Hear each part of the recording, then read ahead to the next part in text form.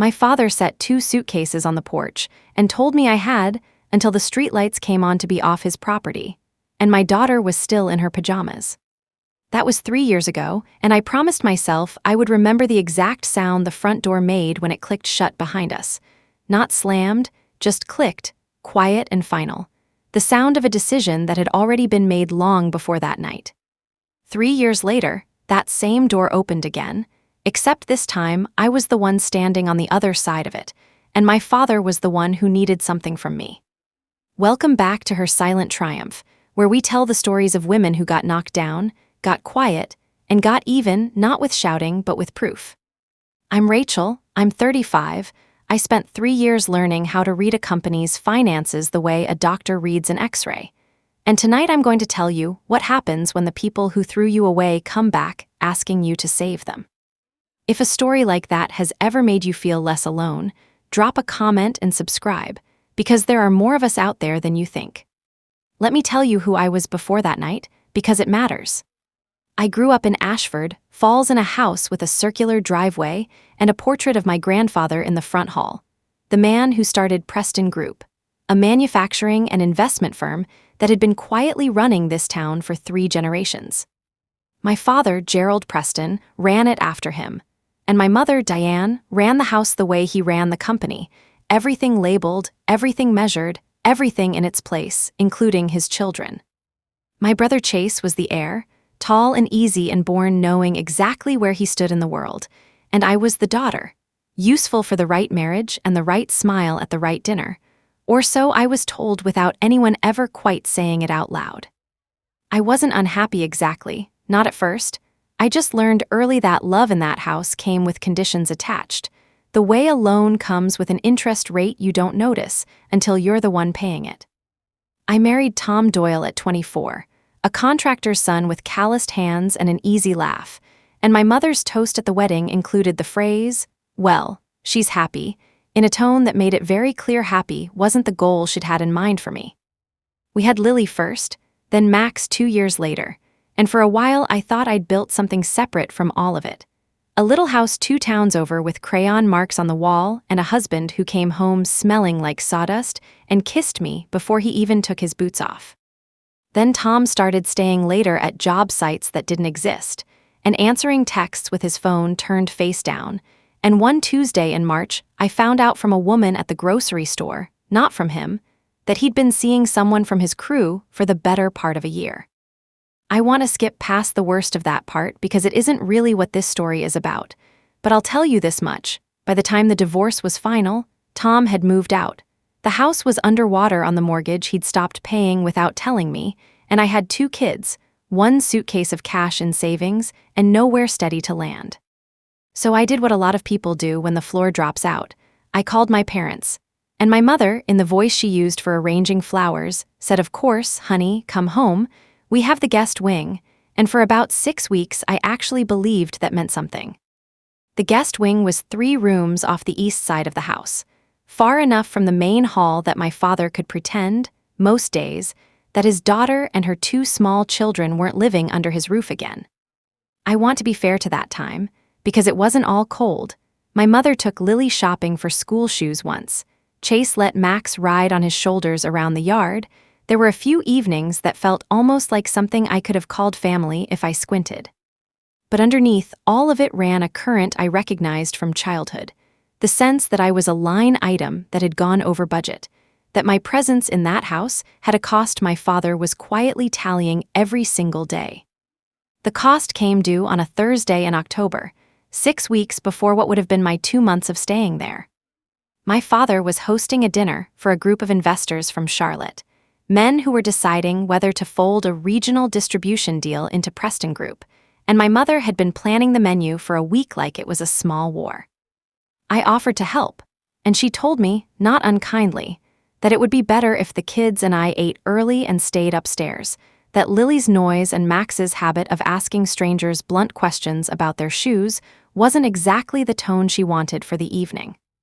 I understood that actually, I know what it is to want one clean night, so I fed the kids at 5, got them into pajamas, and we were reading in the guest room when I heard Ray's Voices coming up through the floor vents, my father's voice, low and hard, and then my mother's, tight and pleading. I crept to the top of the stairs the way you do when you're 35 years old, but still somehow 12 in that house, and I heard my father say the sentence that ended everything. I can't have a divorced daughter and 2 kids from a failed marriage sitting at this table when Whitmore's people are deciding whether this family looks stable enough to invest in. Image is the whole business, Diane, and right now our image is upstairs in pajamas. My mother said something about it only being one night, and my father said it wasn't about one night. It was about what people would start asking. Why is she still here? What happened to her marriage? Is the company in trouble too, that she needed to be somewhere else by the time the Whitmores arrived? Permanently somewhere else, not just for the dinner. I stood on those stairs and felt something in my chest go very still and very cold. The exact feeling I'd have 3 years later reading a spreadsheet full of numbers that didn't add up. The recognition of a truth arriving whether you wanted it or not. I didn't wait to be told twice. I went back to the guest room, and I was zipping the second suitcase, the only 2 we owned, when my father knocked once and opened the door without waiting for an answer. He didn't yell. My father never yells. Yelling is for people who have lost control of a room, and my father has never in his life lost control of a room. He said calmly that he thought it would be best for everyone if I found my own place, that he'd give me a check to cover a deposit somewhere, that this wasn't personal, it was practical, and that the guests would be arriving in 2 hours. Lily was 8, and she stood in the doorway in her pajamas holding Max's hand, watching her grandfather fold a check into an envelope like he was settling an invoice. And she asked me, very quietly, if we did something wrong. I told her no, baby, we didn't do anything wrong. Some people just can't afford what they're not willing to pay for, and she didn't understand it then. But I think some part of her filed it away the way I'd filed away the sentence from the heating vent all those years before. Because that's the thing about children, they don't need to understand the words to understand the shape of them. My father carried the 2 suitcases to the porch himself, which I've come to understand was its own kind of message. He wanted to be the one who did it. He wanted to close that particular account personally. He set them down on the top step, looked at his watch, and said the streetlights would be coming on soon, as if that were a helpful piece of information and not a countdown. I called my Aunt Patricia, my mother's estranged sister, a woman my parents hadn't spoken to in over a decade because she'd married a man they considered beneath the family. And she picked us up in a Buick that smelled like peppermint and didn't ask a single question until we were all inside her house with hot chocolate in front of us. That's the last time I saw the inside of my parents' house for 3 years. I know some of you are already angry on my behalf, and I want to tell you honestly, I wasn't angry that night, not yet. That night I was just very, very tired. The kind of tired where you stop feeling the ground under your feet. The anger came later, slow and useful, the way a fever breaks into clarity. Patricia let us stay in her spare room for 4 months while I figured out the math of a new life, and I want to tell you about the math, because the math is the whole story. I had a business degree I'd never really used, a resume with an 8-year gap where I'd raised 2 kids and managed a household, and a bank account that could cover about 6 weeks of anything if I was careful. I took the first job I could get, doing data entry for a small accounting firm called Whitmore & Cole. Yes, the same Whitmore whose investment my father had been so desperate to protect. Small towns are like that. Everyone's thread eventually crosses everyone else's. I was good at it in a way that surprised me. Numbers made sense to me the way they'd never made sense to my father in the way he thought they did. He saw numbers as a story he got to write. I saw numbers as a story that was already true whether you liked it or not. Within a year, I'd talked my way into night classes for a CPA license, studying after the kids were asleep at Patricia's kitchen table with a space heater at my feet because she kept the thermostat low to save money. And within 2 years, I'd passed every exam and moved into the audit department at Whitmore & Cole. Somewhere in there, I discovered forensic accounting, the part of the field where you don't just check if numbers add up, you find out why they don't. You follow the trail of a dollar through shell accounts and vendor invoices and personal expense reports. It tells you the truth someone tried to bury. I was good at that too, better than good. My supervisor told me I had an instinct for it, and I told her, though not out loud, that I'd had 3 decades of practice reading what people didn't want me to see. By the time Lily turned 11 and Max turned 8, we had our own place, a small brick house on Larkspur Street with a yard big enough for a trampoline, and I had my CPA license framed on the wall of a home office I built myself, on weekends, with my own 2 hands, because there's a particular kind of pride in building a wall you know won't be taken away from you. We were not rich, but we were steady, and steady, after everything, felt like the finest word in the English language. I never called my parents in those 3 years, not once, and they never called me, which told me everything I needed to know about how much of a line item I'd really been. Chase texted twice, once to say happy birthday to the kids in a message that felt copied and pasted, and once, about 8 months before this story really picks back up, to say quietly that things at the company were tighter than Dad let on, and then nothing else, like he'd said more than he meant to and caught himself. I filed that away the way I file everything, in a folder, mentally, labeled to be determined. I should tell you about Patricia too, because she doesn't get enough credit in a story like this. And stories like this always have a Patricia, the relative everyone else wrote off who turns out to be the only one who shows up when the streetlights come on and there's nowhere else to go. My mother and Patricia stopped speaking when I was in college, over a wedding, over Patricia marrying a man named Hal who fixed refrigerators for a living instead of running anything with his name on the door. And my parents decided that made him beneath the family. The same word they'd later use, quietly, about Tom, and later still, though never quite out loud, about me. Patricia never once made me feel like I was a burden in those 4 months. She set a 3rd plate, and then a 4th without comment. She taught Lily how to make biscuits from scratch standing on a kitchen chair. She let Max fall asleep on her lap in front of the television more nights than I can count.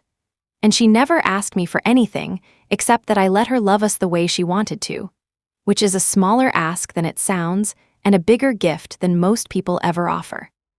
The night I finally got the keys to the house on Larkspur Street, Patricia stood in the empty living room with me before a single piece of furniture arrived. And she said, "Your grandfather built Preston Group out of nothing but stubbornness and a good line of credit. And you just did the same thing with worse odds and no line of credit at all. Don't you ever let them tell you what family means. You already know." I've thought about that sentence more times than I can count in the years since, because it turned out to be true in a way I didn't fully understand until the report landed on my desk with my father's name at the top of it. I want to pause here and tell you something, because I think it matters if you're listening to this and you're the one who got the suitcases on the porch in your own life.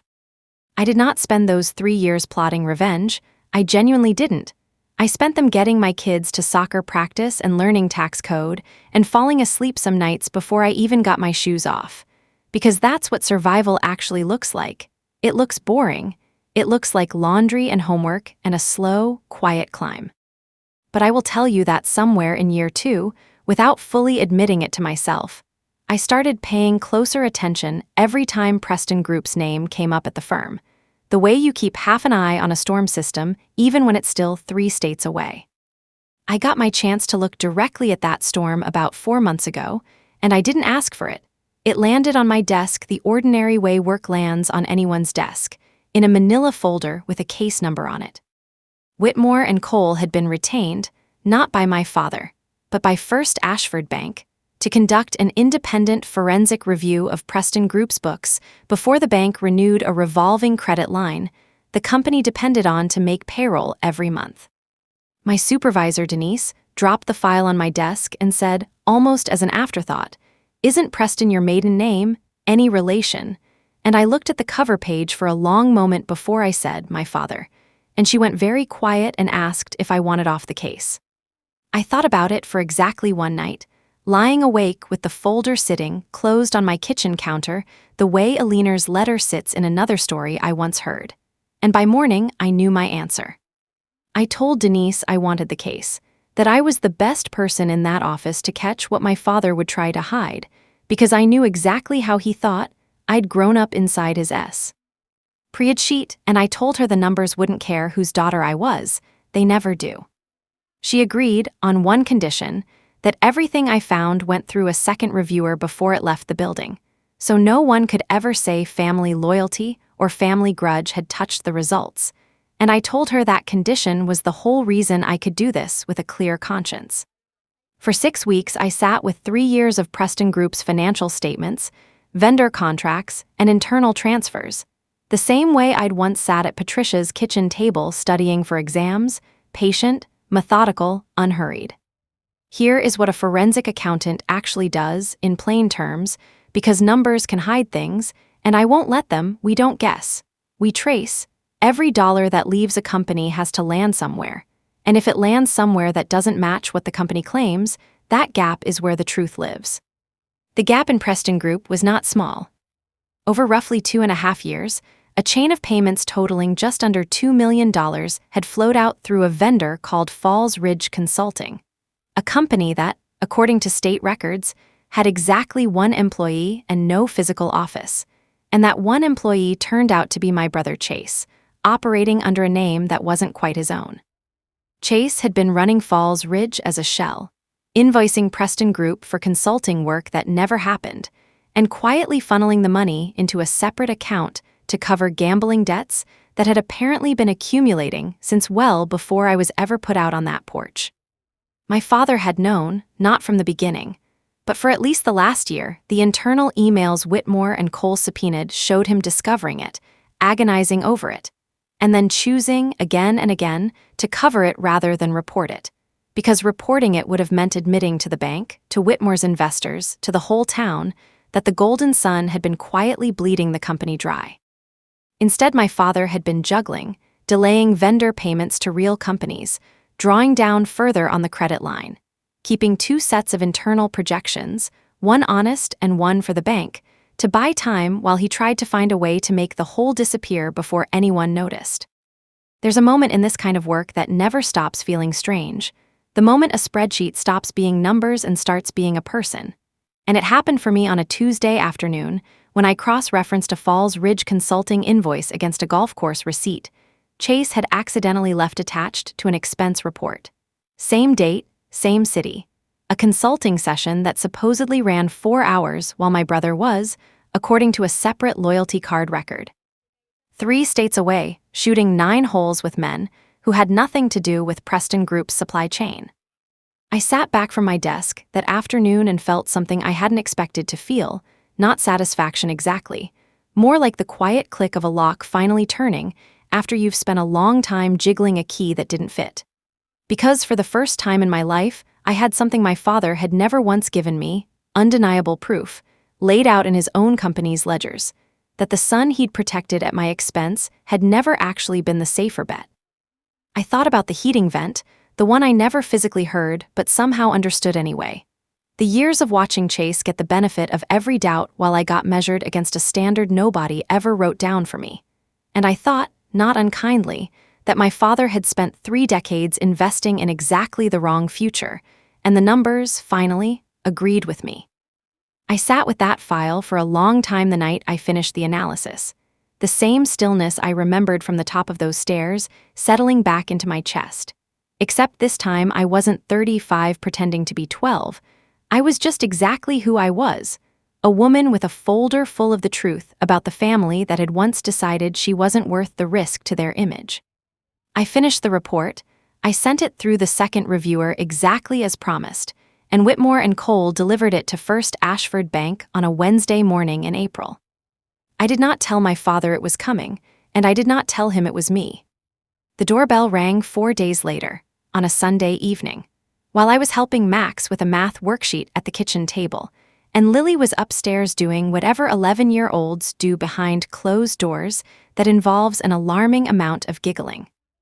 I opened the door, and my father was standing on my porch in a coat that used to fit him better, my mother half a step behind him, both of them looking smaller than I remembered, the way people always look smaller once you've stopped being afraid of them.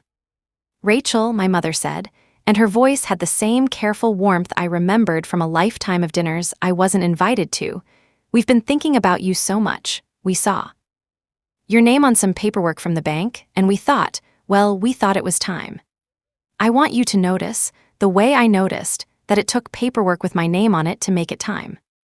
My father didn't do warmth. My father never has. He got straight to it, standing on my porch like it was a boardroom, telling me the bank had frozen the credit line pending a formal review, that payroll was 3 weeks from a real problem, that he needed to understand exactly what the report said and whether there was any way to soften what happened next, and that he'd heard, through channels he didn't specify, that I might have some insight into the situation. I let him talk himself all the way to the end of that sentence before I said, "I don't have insight into the situation, Dad, I wrote the report." I watched it land on him the way the guardianship paper must have landed on someone else's father in another story like this one. That particular collapse a face makes when it finally understands the floor it thought was solid was never solid at all. My mother's hand went to her chest, and my father, for the first time in my entire life, looked at me like he genuinely did not know what to say next. I invited them in, not because I owed them warmth, but because I did not want my children to watch this conversation happen on a porch. Some things you handle with dignity, even when dignity was never offered to you first. I sent Max upstairs to find his sister, made a pot of coffee out of habit more than hospitality, and sat down across the kitchen table from the two people who had once packed my whole life into 2 suitcases and set them out with the trash pickup schedule.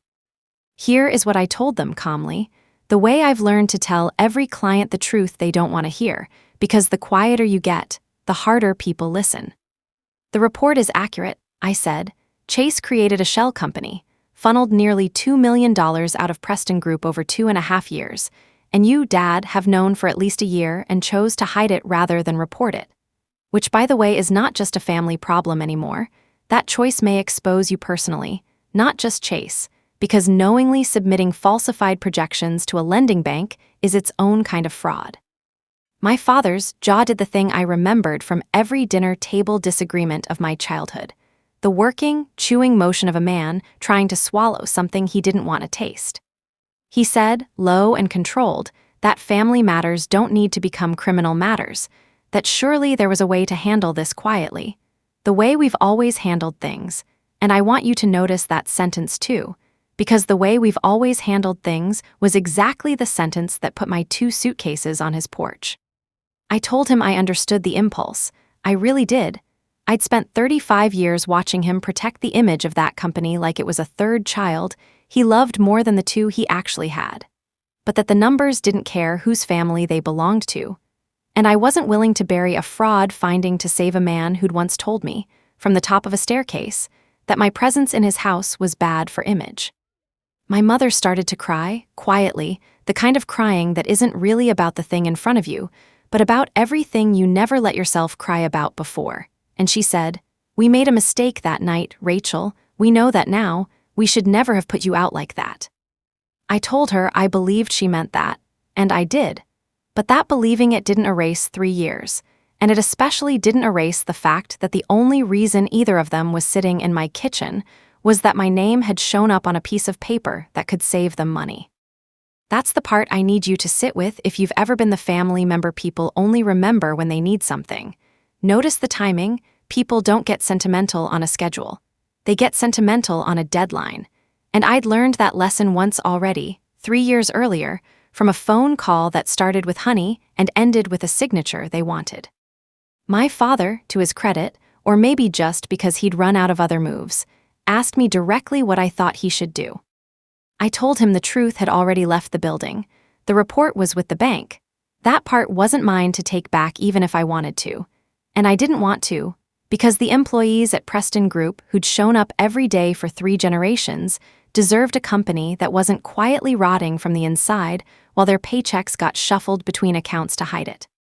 What I could tell him, I said, was what I would have told any client in his position: cooperate fully with the bank's review, get Chase into an actual accounting of what he owes, and separate the company's survival from your own personal comfort, because right now you're still trying to protect your image instead of the 200 families who work for you, and that's the same math error that cost you your daughter once already.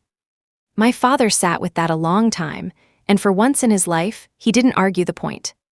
Then he asked me the question I'd been waiting 3 years to hear, though I hadn't known I was waiting for it until it finally arrived.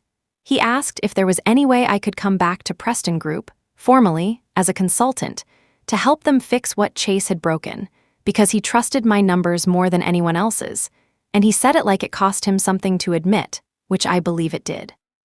I want to tell you I felt triumphant in that moment, but mostly what I felt was tired, the good kind of tired, the kind that comes after you've carried something heavy for a very long time and finally get to set it down. I told him I would consider it on my terms, not his, that I would not be doing this as his daughter trying to earn her way back into the family.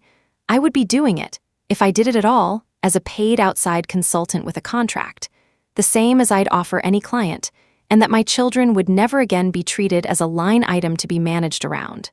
Not by him, not by my mother, not at any table, ever again.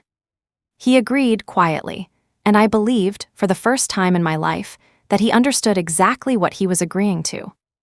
Lily came downstairs partway through that conversation, drawn by the strange quiet of grown-ups talking low in the kitchen, and she stood in the doorway the way she'd stood in another doorway 3 years earlier, watching her grandfather fold a check into an envelope, except this time she was 11, and she recognized both of them, and she didn't move toward them, she moved toward me, the way a compass needle finds north without having to think about it.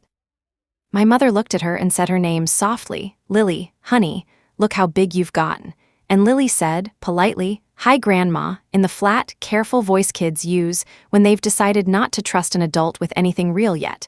And I thought, good girl, some doors you don't open until everyone's shown you who they actually are. I didn't force a reunion that night. I don't believe in forcing children to perform forgiveness on someone else's timeline. I told my parents it was late, that the kids had school, and I walked them to the door the same way my father had once walked 2 suitcases out to his porch, calm, deliberate, and entirely on my own terms. My father paused on the step, the exact step where he'd once told me the streetlights were coming on, and he said, "I was wrong, Rachel, about all of it, and I know that doesn't undo it, but I was wrong." I told him I appreciated him saying it, and I meant that too, but that being right about being wrong doesn't automatically buy back 3 years, that some things get rebuilt slowly, with proof, the same way I rebuild everything else, brick by brick, not all at once because someone finally said sorry with a deadline hanging over their head. I signed the consulting contract 2 weeks later, drafted by my own attorney, with a clause that guaranteed my full independence from the family and a rate that reflected exactly what my work is worth. No family discount, no guilt pricing. Chase is currently working through a restitution agreement instead of criminal charges, mostly because the bank preferred repayment to a public collapse, and because I told the investigators plainly that I wasn't interested in watching my niece and nephew. Chase has 2 kids of his own, grow up the way I did, in the wreckage of an adult's mistake, so I pushed for a path that let him make it right rather than simply be punished for it. Preston Group is stabilizing, slowly, on the honest numbers this time, and 200 families still have their paychecks, which, in the end, was the only part of any of this I actually cared about protecting. My father calls now, every couple of weeks, careful, a little stiff, the way a man calls when he's still learning a new language. And last month he asked Max, my son, if he wanted to come see the old machine shop sometime, and I said we'd think about it. And I meant that honestly, not as a door closed, just a door I get to open at my own pace, from my own side. The same way I once told a sister in another story that I would only ever be family, not a bank and not a rescue. My mother sent Lily a birthday card in March, no check folded inside it, just a card, and a note that said, "I'm proud of the woman you're becoming. Love, Grandma," and I watched Lily read it twice at the kitchen table before she taped it, carefully, to the refrigerator next to her math tests and her drawings. And I didn't say anything. I just let her decide for herself how much room that card deserved in her life. I still live in the brick house on Larkspur Street. I still built that office wall with my own hands, and it still holds. Patricia comes over most Sundays now, biscuits in a dish towel on the passenger seat of the same Buick, and Max still falls asleep on her lap, sometimes even though he's nearly 9 and insists he's too old for it. And I let that happen every single time without comment, because some kinds of love deserve to keep their traditions exactly as they are. I asked her once, not long after that first Sunday visit from my parents, whether she thought I'd done the right thing taking Preston Group on as a client instead of just walking away and letting it fall apart the way it maybe deserved to. And she thought about it for a while before she answered, the way she thinks about everything. And she said, "Honey, you're not doing it for your father, you're doing it for 200 families who never packed anyone's suitcases, and there's nothing soft about that." That's just good bookkeeping with a conscience attached, and I decided she was right, and I've held on to that answer ever since. Chase and I talk now, carefully, mostly about his kids, my niece Ava and my nephew Theo, who I'm slowly getting to know the way you get to know anyone you're building trust with from scratch, one Saturday at a time, no assumptions, no shortcuts. He told me once, on the phone, voice rough in a way I'd never heard from him growing up, that he used to resent how easy things looked for me from the outside, even when they were falling apart, that he thought being the one everyone expected things from was its own kind of cage. And I told him I understood that better than he probably realized, but that a cage with a soft floor is still a very different thing than being pushed out the door with 2 suitcases, and he went quiet, and then he said, "Yeah." I know, and for the first time in a long time, I believed he actually did. Here is what 3 years and 1 folder taught me. Family isn't the people who can afford to keep you when the guests are arriving.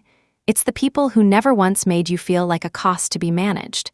And if you've ever been the one packed into 2 suitcases and set out on a porch while someone worried about their image, I want you to hear this clearly. That was never about your worth. That was only ever about their fear. You don't have to burn it all down to prove your point. Sometimes all you have to do is get very good at your work, very patient with your healing, and very ready with the truth for the day it finally comes knocking on your door. If this story reminded you of your own 2 suitcases, or your own quiet climb back up from a porch you never should have been put out on, tell me about it in the comments. I read every one. Share this with someone who's still building their life back brick by brick. They need to know it holds. And subscribe to her silent triumph, because there's always another woman out there who got knocked down, got quiet, and got even, and I want you here when we tell her story too.